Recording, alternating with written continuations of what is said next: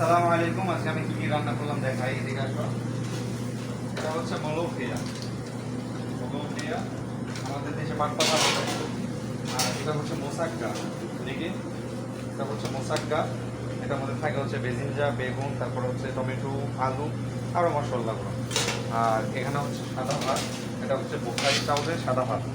আর হচ্ছে সাদা ভাত দেখতে পাচ্ছেন, এটা হচ্ছে বোখারি চাউলের একেবারে ফ্রেশ সাদা ভাত, যেটা সাথে কিশমিশ, তারপর সব কিছুই থাকে, বাদাম সহ।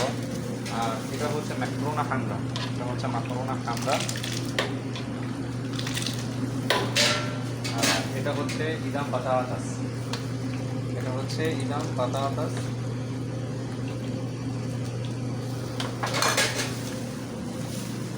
আর এখানে হচ্ছে বোখারি চাউল। এটা হচ্ছে বোখারি চাউল, দেখতে পাচ্ছেন। এটা হচ্ছে বোখারি চাউল, এখানের মধ্যে বাদাম, কিশমিশ সব কিছুই থাকে এটার মধ্যে।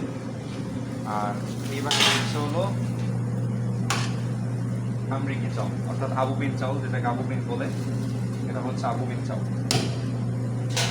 তো আলহামদুলিল্লাহ আমি এখন এগুলো সবগুলো রান্না করা শেষ করলাম। তো এখন এখানে সারিয়ে রাখলাম, তো কিছুক্ষণ পরেই ইনশাআল্লাহ এগুলো বিক্রি করে শুরু করতে।